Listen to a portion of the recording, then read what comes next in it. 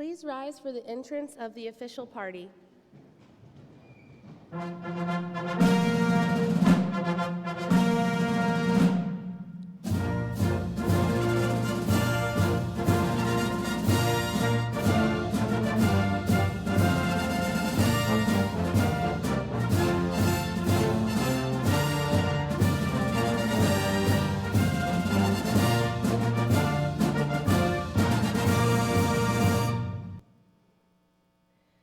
Major General Grizzle, Board of Regents, distinguished guests, I am honored to present the graduating class of 2021. Leading the processional, Colonel Orlando Griego, the Dean of Academics, and Colonel Jose Porras, the Vice Dean of Academics and High School Principal. Major Bertha Gomez, Academic Counselor, and Colonel Heidi Huckabee, Distinguished English Instructor, please lead in our class of graduates.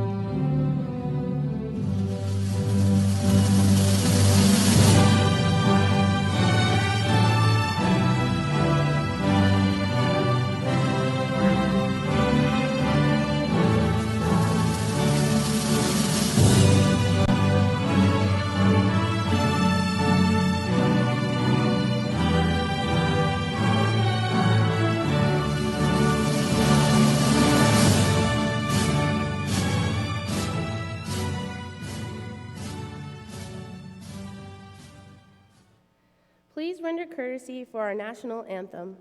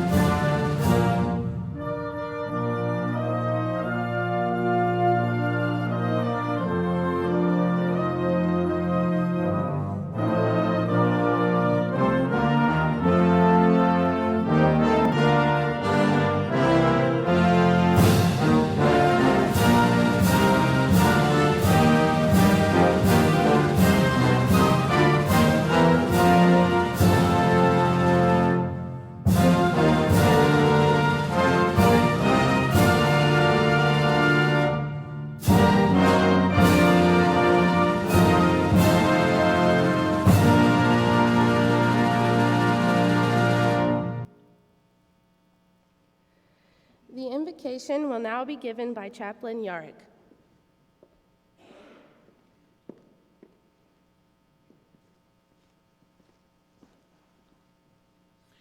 Ladies and gentlemen, please bow your heads for the prayer. Gracious God, we gather to celebrate this milestone, the first of many, in the lives of these young men and women who graduate New Mexico Military Institute today.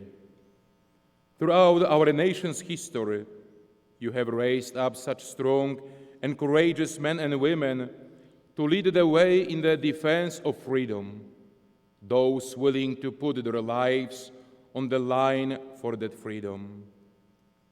We give you thanks today for your providence for these great cadets who graduate today, willing to serve in many ways our great country. Thank you also, Lord, for their families and friends who supported them. We pray for their instructors, NMMI faculties and staff, who have invested endless hours fostering responsibility, integrity, and teamwork. Loving God, fill these young cadets with a spirit of wisdom, understanding, and fidelity. In your name we pray. Amen.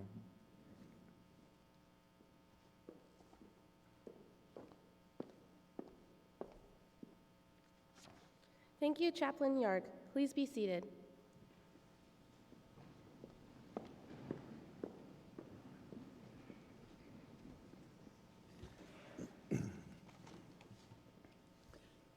Good morning, everyone. On behalf of the administration, faculty, and staff, welcome to New Mexico Military Institute. We are honored to have you attend this great celebration and a day honoring our graduates. Let me first introduce our dignitaries on the stage and in the audience. Joining me on stage, Major General Jerry Grizzle, Superintendent and President. Board of Regents President Brad Christmas. Colonel Thomas Tate, Commandant of Cadets, Dean of Students. Colonel Jose Porras, Vice Dean of Academics, High School Principal.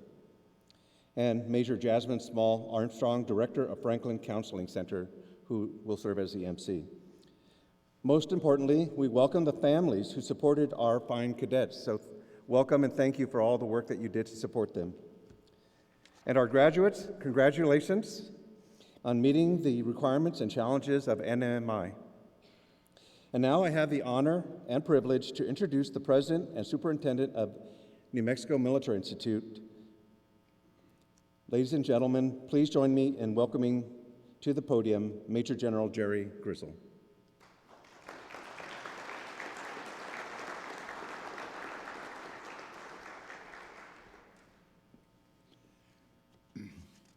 It says in the program that I'm to give remarks.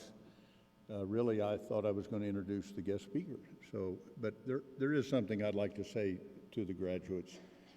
Thank you for many years ago when you made the decision to come to NMMI We certainly hope that it's been rewarding for you. We ask that you take NMMI with you when you leave. As you walk across the stage, Lieutenant Colonel Armiel will be there to welcome you to the ranks of the alumnus of the school. Some of you, high school, will be returning. You'll be dual graduates of the school in high school and junior college. But the things you learned here, the things that you were taught here, both in the classroom and outside, we ask that you take them with you. We also ask that you stay in touch with us, that you tell us of your successes as you leave here, so that Danny can promote those out to the alumni society and the alumni group. Let us know where you end up so we can keep you in touch with the alumni. We have so many alumnus across this world actually now who like to stay in touch, who like to form groups and stay in touch with each other. So let us know where you are so we can keep you in touch with your fellow alumnus as you settle. All of you junior college graduates that are moving on to four-year schools, again, let us know what you do, how you do. The athletes, let us know your successes there. It's really important for us to stay in touch with you and for you to stay in touch with us. We appreciate what you've done here. As I said when I started, we very much thank you for you making the decision to come to NMMI. We know you have choices, and we appreciate the fact that you chose us for your education, for in some cases your athletics, in some cases to receive your commission. And we appreciate the fact that you saw in NMMI that opportunity to achieve what you were trying to achieve. So thank you so much for doing that. I'd like to introduce our guest speaker. Our guest speaker is, to many of us from Roswell, is a very known individual. I'd like to introduce in a very somewhat reduced manner to what you can read in the program about his many, many accomplishments. Rick has practiced law in Roswell for 39 years. He graduated high school in 1979 in South Pasadena, California. He graduated from Baylor University in 1980 with a bachelor's in arts degree, and from Baylor University School of Law in 1982 with a Juris Doctorate degree. Rick wears many hats as a motivational speaker, a writer, a lawyer, and most importantly, a husband and a father. As a speaker, Rick has given motivational speeches to audiences throughout New Mexico and the United States. As a writer, Rick writes a weekly syndicated newspaper column entitled Just a Thought. His column appears in the Roswell Daily Record and other newspapers from South Carolina to Los Angeles. The column has been published for over 21 years. Rick is also the author of 4 books. Rick served as the president of the New Mexico State Bar, 1998 and 99, and president of the New Mexico Young Lawyers Division in 1986 and 1987. Rick is active in the Roswell community and served as executive director of the Roswell Chamber of Commerce Leadership Roswell Development Program for over 30 years. In 2012, Rick received the Heritage Award from the Historical Society of Southeastern New Mexico. In 2013, the Citizen of the Year Award from the Roswell Realtors Association, and in 2014, the Outstanding Leader Award from the Leadership Roswell Alumni Association. In 2020, Rick ran for President of the United States in New Hampshire. He received 119 votes, only 10 less than our current Vice President of the United States, Kamala Harris. Rick has been married to his best friend, Tanya Kraft, for 37 years. They have 2 children. Please welcome Rick Kraft.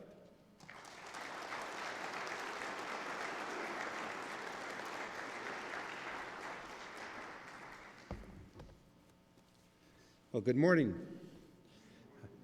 I've been excited to come have the chance to address you since I got called back in October by General Gristle, and I'm honored to be here today. Congratulations to each of you graduating today. Congratulations to the families that are here in support of the graduation. I know it's been a roller coaster ride for those of you that are graduating today. Some of the ups that you had during the years you've been here will be some great memories, and some of the downs will also be good memories. But you've made it here today, and today's a celebration. It's time to turn the page and move on to the next chapter of your life. I am honored to be able to address you here today and to share some thoughts with you. I've got just a brief period of time with you, and I'm hoping, it's my hope, it's my prayer that some things that I share with you will stick with you as you leave and move on from here in the days ahead. I'm going to start by something that I truly believe. I believe that there's greatness here in this room. How many of you have greatness in you? Okay, looks like 100%. I believe that you do. And I'm going to talk about how to develop that as you go forward from here.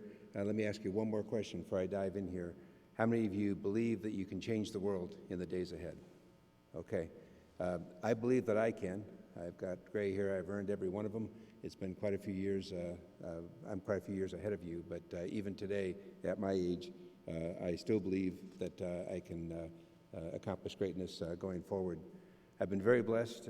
General Griswold told you some of the journey that I've walked on to get here today, but through hard work, determination, living a life of integrity, and chasing a dream, I've been able to get to where I am today. And if this is my last day and I stand in front of God tomorrow, I'll say, why did you bless me so much? What are your hopes and dreams? A week ago today, a class that I'm in, a leadership class that Colonel Tate's in, also Marlon Wells, who's a graduate of the Institute. He also is a member of the Hall of Fame of the Institute. He stood in front of the class and he gave us a sheet of paper which he called a master dream list. And he says, what I want each of you to do is to just list all the dreams that you have at this point in your life. He had done this exercise 44 years earlier, back in 1977, and he came up with 258 dreams that he wanted to accomplish in the years that he had. He indicated to us that he's only accomplished 228 of them. He says the 30 that are still on his list, he doesn't feel like they're still dreams that he wants to accomplish. But what he was sharing with the students was that he chose targets for his life, things that he wanted to accomplish in the years he had. They've changed, they've grown, he's added to that list.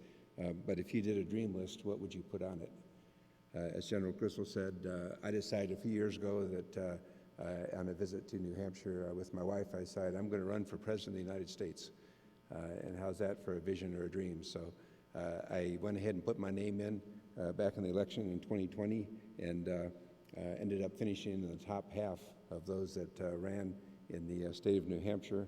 As General Griswold said, I got 10 votes less than Kamala Harris. I mean, I was on a different ballot, but my wife jokes with me. She said, if you had 11 more votes in New Hampshire, you might be the Vice President of the United States. I don't think that would have happened, but it is a big dream, and you know, if you've never met someone that's run for president before, you can say that guy that spoke at the graduation for us is one that has done that. I remember I've graduated several times. My last one was from law school at Baylor, and I remember sitting out where you are today, and I was a lot of hard work. I reflected back on what I did to get to where I was at. It was also a time of anxiousness and nervousness as far as what the world had ahead for me moving forward. But I'll tell you all, you're graduating from an excellent institution. I know several of the individuals out here, several of the people that have poured themselves into you over the years. They're all great people, and we're honored as a community to have the Institute as a member of our community. I guess 130 years ago when this organization began. So you celebrate the fact that you're graduating from a great institution here. Dr. Martin Luther King, he once said that your education is something that no one can ever take from you. So as you leave here today, your diploma, your certificate from the New Mexico Military Institute will be with you the rest of your life, and you should be proud of that. So I ask you the question, what are you going to do next? And I'm going to give you some ideas here. The first thing that I want to emphasize for you is to be grateful for those who have helped you get here. Many of them are here in the room. I understand that some of you have family, friends watching from across the country, maybe across the world, as this is being broadcast here. But if you're driving down a country road and you see a turtle on a fence post, you know that the turtle didn't get there by itself. You know that it had to have the help of others to get there. Whether it's family, friends, whether it's those on the staff at the Institute here, there are many individuals who have been involved in helping you get to this point in your life. You cannot get to the top of that fence by yourself. Their goal has been to equip you, to impact the world in a positive way as you leave here. The hours, the weeks, the days, the years that you have spent have all come together to where you are today. So my first challenge to you is going to be to take time to go to the store, maybe a Walmart or Target, and just buy yourself a box of note cards, with envelopes. You can probably do that for less than $10, and to go ahead and handwrite notes to those individuals who have helped you get here. Let them know that you're grateful and you're thankful for that.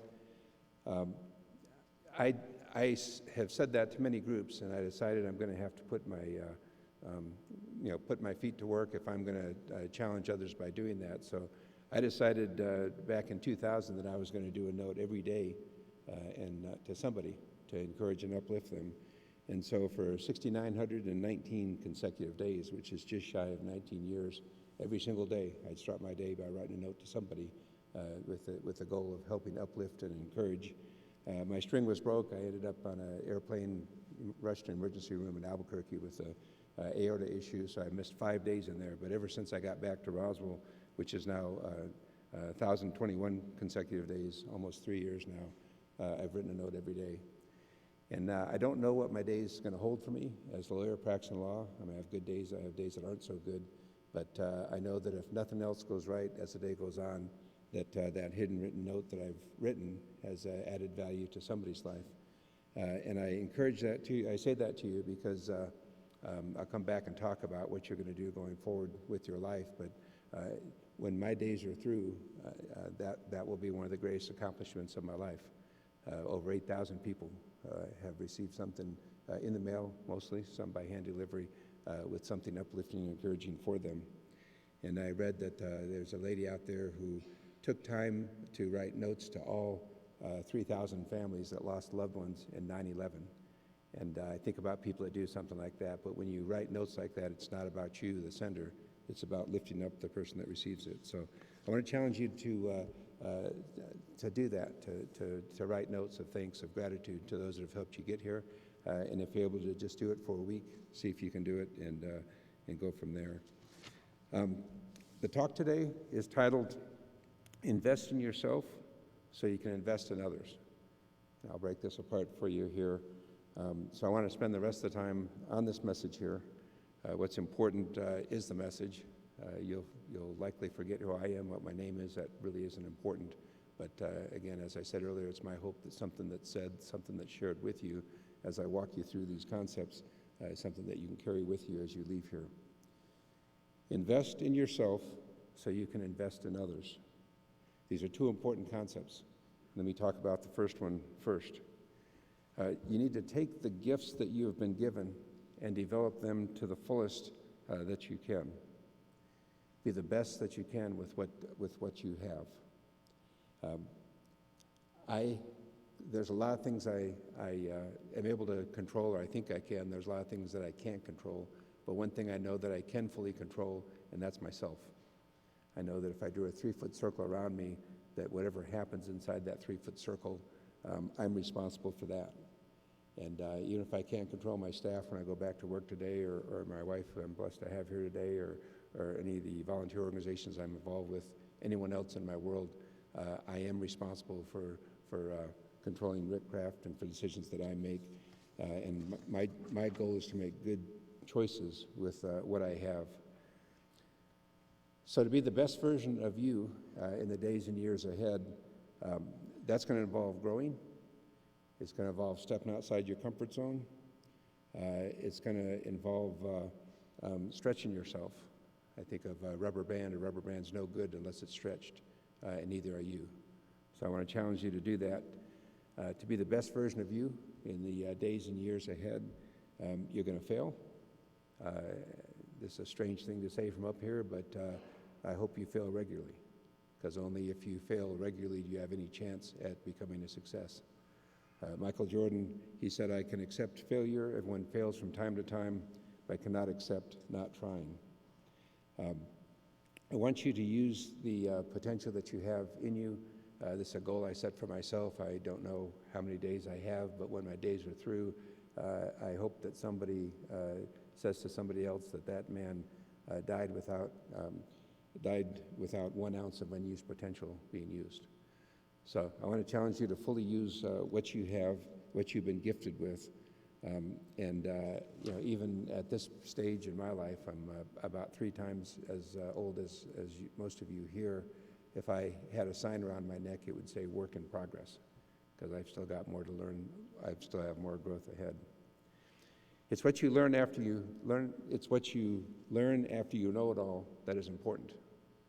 And a lot of people I interact with, they just think that they're so smart that they know it all.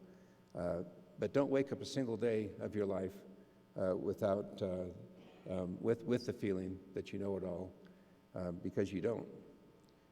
There's truly something that you can learn from each person that you interact with that they have knowledge on that they can share with you. Don't spend your time working on your weaknesses.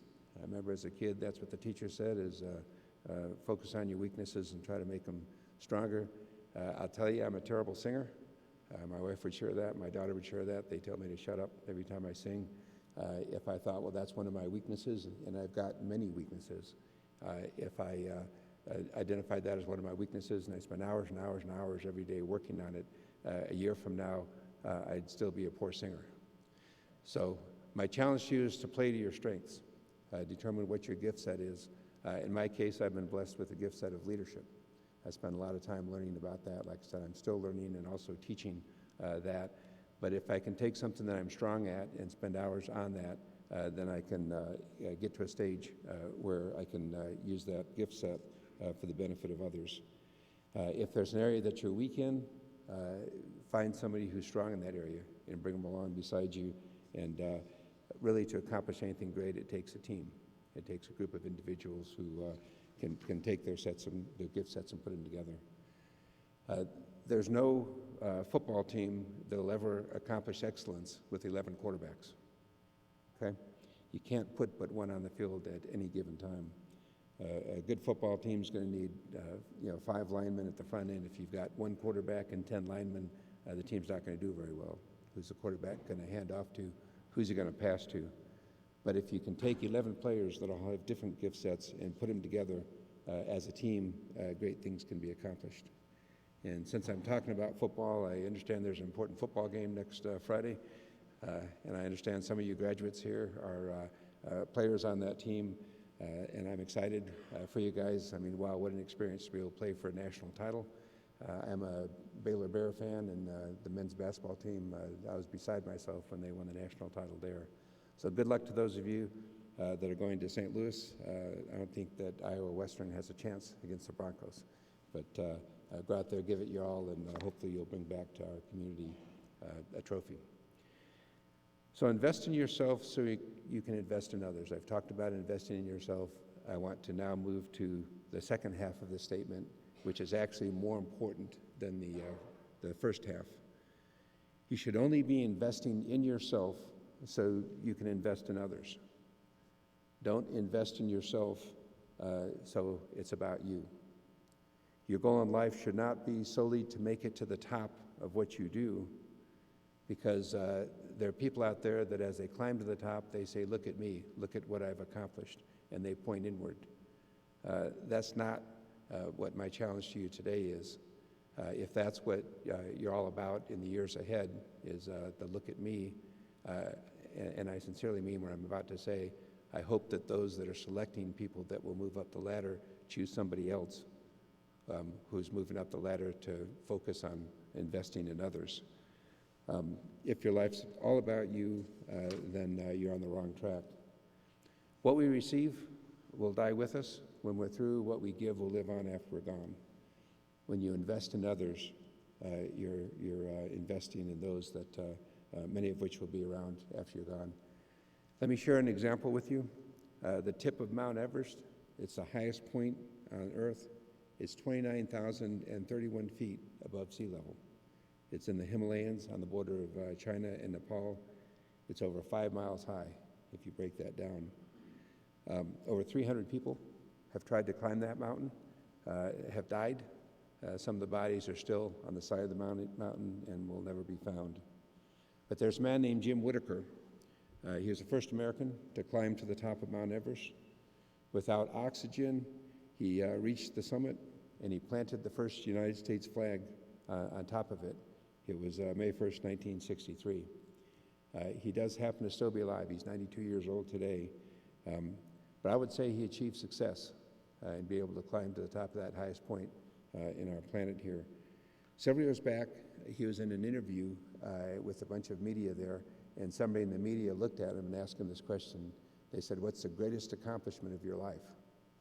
And everyone else in the media looked at the person who asked the questions and thought, that's the stupidest question you could ask this man. You know, it's clear that his journey to the top of Mount Everest as the first American would be his response. But he gave an unexpected response, and really this is the heart of the message here as far as investing in others. He said, "I've led more individuals to the top of Mount Everest than anyone else who's ever lived." And I love that answer. What a great response. It wasn't about the look at me, I'm the first one to make it to the top. It's that, look what I've done for others. He needed to make it to the top to be able to invest in others. But a good leader is going to say, follow me. They're going to lead by example. They're going to help others accomplish great things. Success is what you do for yourself. Significance is what you do for others. And that's my challenge, is to live a life of significance, not success. Success is important. Success was important for Jim Whittaker as he made it to the top, but significance in his life was taking others to the top also. And guys, as I'm talking to you, I'm talking to myself, because I live in the same world that you do, and that's the challenge I have to myself, is what could I invest in others in each day that I have. I've had a lot of accomplishments. From practicing law for 40 years, being married 37 years, the syndicated column done for 20 years, president of the State Bar of New Mexico, the list goes on and on. None of that's important today, okay? That's all in the rearview mirror. If you said each one's a trophy, I just need to put it on the shelf and set it aside. I recognize that I've been blessed. I've recognized that I've had many accomplishments, many successes in my life. But I am not going to go back and relive those days. I'm going to take today and I'm going to go forward. Those other events that have happened in my life are all in the rearview mirror, and I just need to take that and throw it out the window. I need to look out the front of my vehicle, because I've got a big window. I need to be investing in others today, and I need to invest in others in the days that I have ahead for me. Any leader that says it's lonely at the top is a poor leader, because that leader's failed to take others with him on the climb. Again, if leadership's about you, if you do leadership right, then you'll never be lonely if you're spending yourself, pouring yourself into others. And I asked this question, I almost brought a visual on this. Do you add value to the lives of others, lives that you touch? I heard a speaker once say that his father had taught him many things, but the most important thing that his father had taught him was, when you walk into a room, do you add value to those in the room? And I thought that was a pretty interesting message from a father to a son. We were not made this way, but it would be interesting if we'd been made in a way that we have a number on our forehead. And if we're having a great day, it'd be a 10. And if we're having a terrible day, it would be a 1. And as we move through our day, the number would change up and down. And as we engage with others, we'd look at how their day's going, and you could see visibly what their number is. If I walked into the post office and my number's at a 7, and I engage with somebody who's a 4, and my 7 climbs to a 9, and the other person's 4 climbs to an 8 before I leave, then in that 5-minute discussion, we both have added value to one another. And that's the challenge that I have. It's not often easy as an attorney practicing law, but it's to add value to others in the life that you live. As a lawyer, I've been very blessed. I can retire anytime I want to, but I love what I do, and I enjoy what I do, and I look forward to even this afternoon when I go into the office. There's people's lives that I get to sit down with, people who I can pour myself into, people who I can help invest in them. And I find that by helping invest in them, helping their lives be better, it in turn helps my life be better. So what I'm saying is, too often in our lives, we make our lives about ourselves. And so I want you to invest in yourself first and make sure on the second part that you can invest in others. Some of you will be hopping on a plane, flying home in the next few days. And I guess one more visual I'd want you to take with you is the flight attendant. When you get on the plane and she stands in front of you at the front of the plane and says, in the event of a decompression of the plane, this yellow mask will drop down.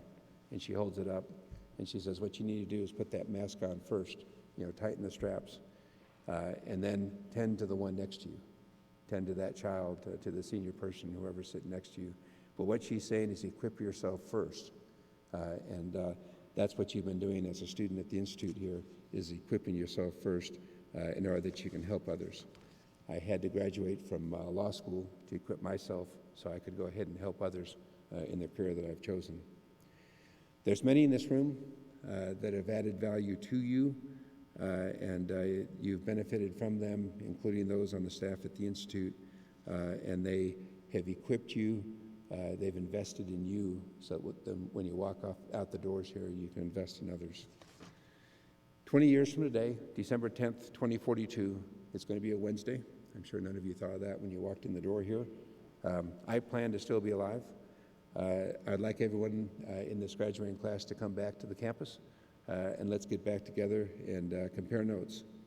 And at that time, I'd like to go have each one of you stand up and share what has happened in your life, because the story of the next 20 years of your life has yet to be written. And I want you at that time to stand up, and I don't want to hear from you that I'm the top dog in some organization. I want to hear from you what you've done with your success, for the benefit of others.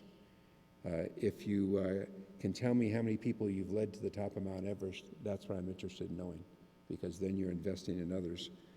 If at that point you'd be about halfway through your life, you don't have it, then I'm not sure you'll ever get the concept that I'm sharing with you. So let me close with a few more thoughts here. I want you to be grateful to those that have helped you get to where you are today. I want you to step outside your comfort zone, stretch yourself. I want you to take care of that 3-foot circle around you. If there's nothing else that you can control, I want you to control yourself, make good decisions, good choices with that 3-foot circle that you have. Live a life of integrity. Live a life where others will look at you and that your life is worth following by others. Develop your gift set, and deal to the best of your ability. Make what's good with what you've been blessed with great. Recognize that you're going to fail, and when you fail forward. Don't give up, because you'll never be a success unless you can overcome the failures. Failing isn't significant, it's what you do next is what's important. I want to challenge you to move into positions of leadership, and as you climb the ladder with your career path, make sure that it's not about you, that it's about investing in others when you put yourself in positions of leadership. So invest in yourself so you can invest in others. Today we celebrate. You'll be handed a diploma in recognition of this great accomplishment that we're recognizing here today. Raise your hands in the air, do a dance, hug others. Today's a big day. It's an important day. Make sure that you celebrate fully the journey that you're ending today with your graduation. Remember to write notes of thankfulness to those who helped you get here. But maybe a day or 2 or 3 from now, after the celebration's over, put your diploma aside, put your trophy up on the shelf, and get on with life. Your NMMI diploma, as important as it is today, and it is important, will not be the greatest accomplishment of your life. But it has equipped you for what will be the greatest accomplishment of your life. So take that diploma and excel in the days ahead. I'm honored to be able to come into your life for just a short period of time and to share these thoughts with you. And as I look out here, I see a group of individuals who will be out there changing the world, who will be out there adding value to the lives of others, a group of individuals that will not only accomplish success, but will accomplish significance, and a group of individuals that if we do come back together 20 years from now, will be able to share stories of investing in themselves in order that they have been able to invest in others. There is greatness for each one of you ahead, so go out there and change the world. God bless each one of you.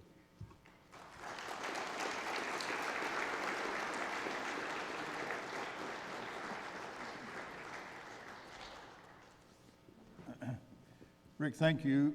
I was looking at the program. One of the conversations we had last night at dinner and tonight was the great cultural diversity that NMMI represents. And this class may be small, but in that class is represented by 5 foreign countries, 1 U.S. territory, and 8 U.S. states. Wow. Just incredible diversity that we represent, and so proud for them to experience that and realize we're truly a global society, and your comments it just encourage all of those things for them. So thank you so much. One of the most recognizable features at New Mexico Military Institute is the Sally Port, the entry to Hagerman Barracks, and we'd like you to have you in honor of your speaking today. Great. Thank you very much. Thank you so much. I appreciate it.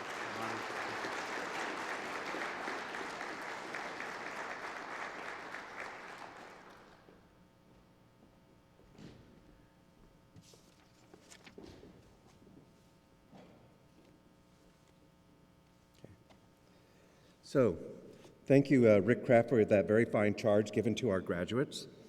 And now we turn to what we have all been waiting for, the graduation ceremony. Now, I ask that the audience to look at their program, and it'll look just like this if you haven't seen it, a program where you will see the names of each graduate and the place where they will pursue their next phase of education or career. Students who show particular distinction and scholarship at New Mexico Military Institute are offered the opportunity of graduating with the highest honors, with high honors and with honors. The names of these individuals are identified in your program in the graduation order of merit and will receive a diploma in that same order. To graduate with highest honors, a cadet must graduate with at least a 3.75 GPA. Will the graduates with the highest honors please rise and be recognized? Excellent. Okay. To the graduates with high honors, a cadet must graduate with at least a 3.5 GPA. Will the graduates with high honors please rise and be recognized?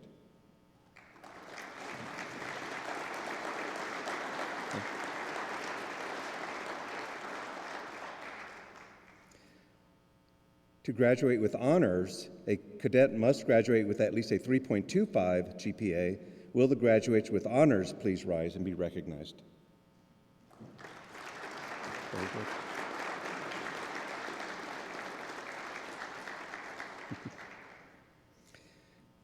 It is now my honor to certify the candidates. Will all the high school and junior college candidates please rise and remain standing? Go ahead.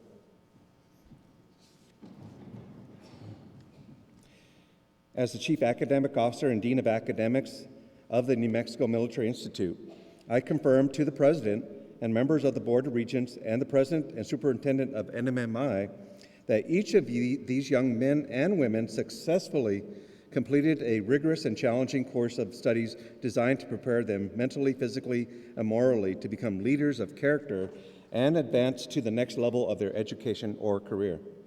To each of you, and in the name of your esteemed faculty, I offer our sincere congratulations. We could not be more proud of what you have accomplished. It is now time to award the diplomas. Graduates, please be seated. At this time, I would like to introduce Colonel Jose Porras to the stand.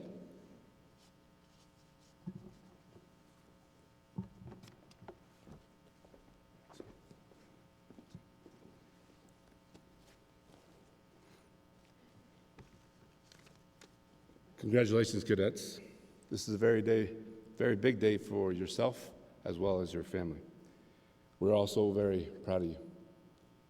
In the book of Proverbs, we read, "The mind of the prudent acquires knowledge, and the ear of the wise seeks knowledge." You ask yourself, what does this mean? Intelligent people are always eager to learn. I believe in NMMI, and through your experience, through academic excellence character building, personal physical strength building. You will be one of those intelligent people leaving this campus. There have been many that have gone through before you, but yet you are one of those select few, so I commend you. Take this opportunity given to you and allow it to serve as a stepping stone, as a foundation, as you continue your education and begin to achieve your lifelong goals. So I congratulate you. It is our pleasure now to present It is our pleasure now to present the NMMI diplomas to the 3 high school graduates. Major Smalls will read the name of our graduates. Joining me in the presentation of the diplomas are President Superintendent Major General Grizzle, Board of Regents President Brad Christmas, Dean of Academics Colonel Orlando Griego, and the Commandant of Cadets Colonel Thomas Tate. The Director of Alumni Relations, Lieutenant Colonel Danny Armijo, is presenting a coin and a gift bag in behalf of the Alumni Association as the graduates exit the stage. Major Bertha Gomez, please bring forward the high school graduates.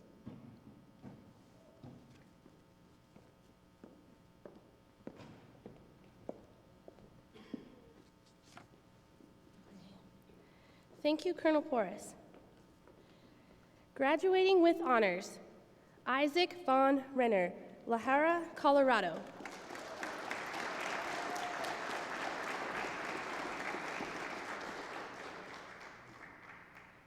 Class of 2021, Jesus Rodrigo Camacho Castro, Culiacan, Sinaloa, Mexico.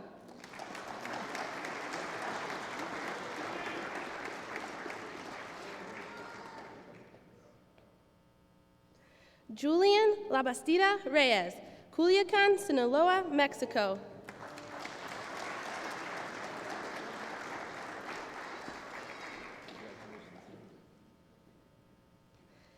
I would now like to present 25 members of the junior college class of 2021. They have met all the academic, military, and physical requirements for the Associate in Arts degree or the Associates in Science. In the National Assessment Test, graduates scored 16% above the state and national levels.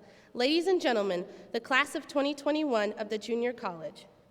Dr. Heidi Huckabee, who is retiring after 30 years of teaching, will be leading our graduates to the stage today. Thank you, Dr. Huckabee, for your service and dedication to our school. But most importantly, thank you for guiding and educating NMMI's leaders of the future. Dr. Huckabee, please bring forward the junior college cadets.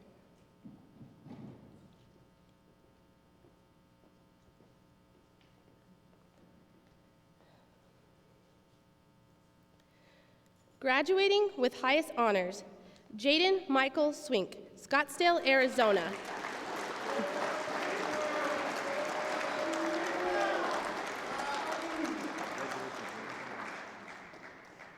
Graduating with high honors, Brisa Suzanne Hecox, Roswell, New Mexico.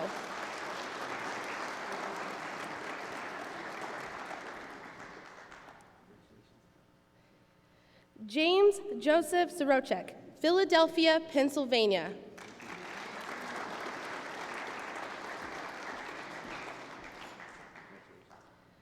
Tatiana Maria Giron, Albuquerque, New Mexico.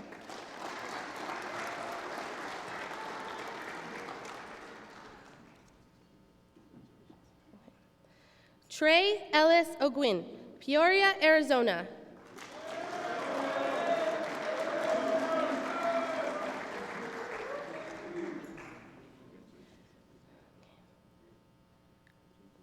Graduating with honors, Jayton Mark Whitson, Los Lunas, New Mexico.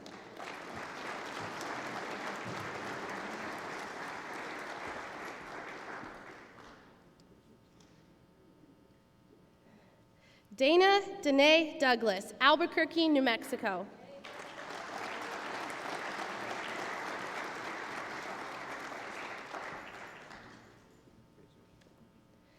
Hector Sebastian Grijalva Altamirano, Guaymas, Sonora, Mexico.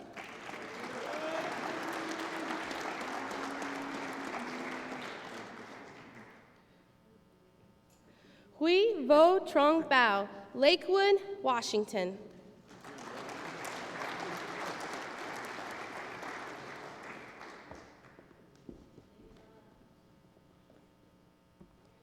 Class of 2021, Christian Scott Carruthers, Albuquerque, New Mexico.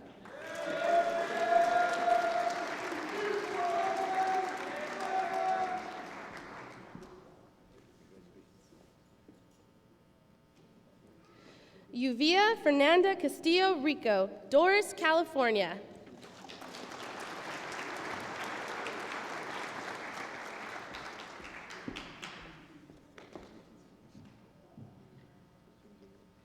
Isafe Tukai Fetu'u, Mesa, Arizona.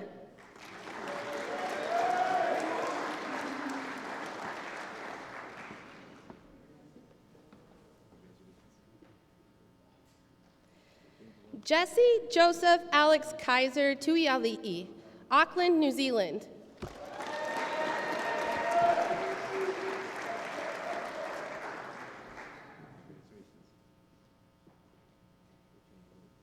Cade Joseph Manzanares, Roswell, New Mexico.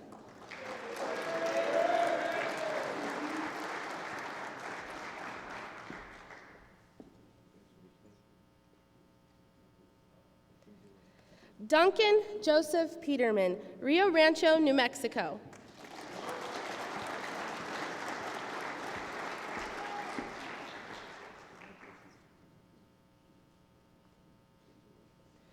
Christian Joshua Sunui, Pago Pago, American Samoa.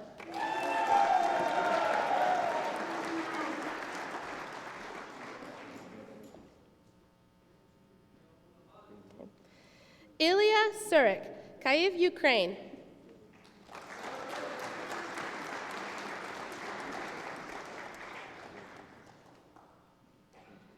Tyreek Maurice Thompson, Tampa Bay, Florida.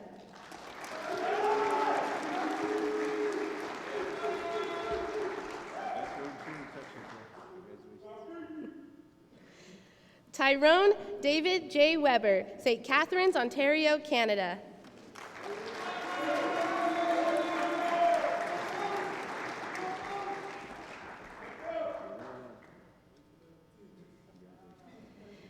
Anthony Lamar Wynn Jr., Willingboro, New Jersey.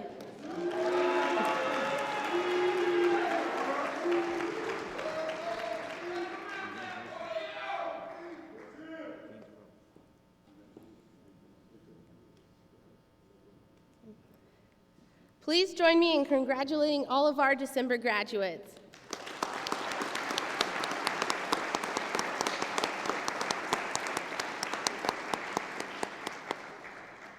Brisa Hickox, please come to the stage.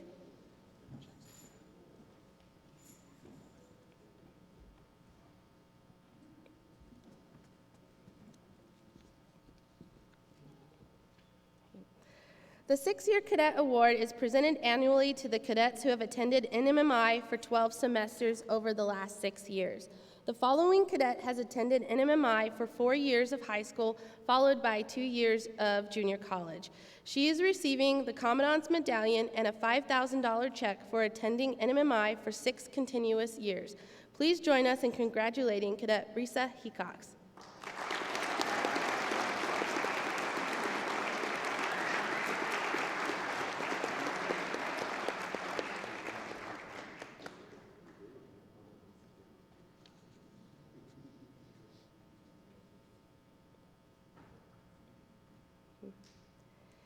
At this time, I would like to introduce Colonel Thomas Tate, the Commandant of Cadets.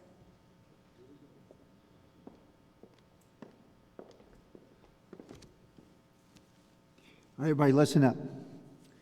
I'm only going to be up here about 15 minutes. Actually, I'm not, okay? This is a great day. This is an awesome day. My part on this is pretty simple. At this time, I'd like to ask everyone to please stand and join us in singing of our alma mater, the Old Post.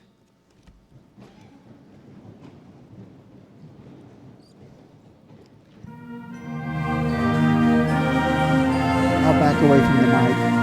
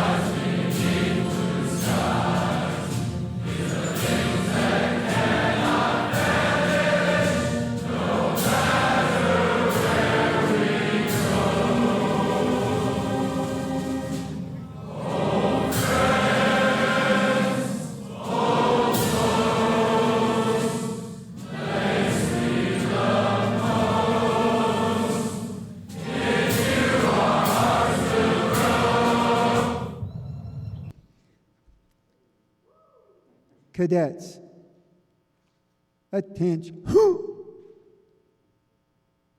You are dismissed. Congratulations.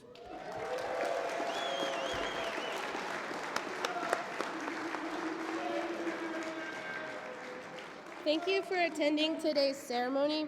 There will be a reception for all graduates and their families in the V&B.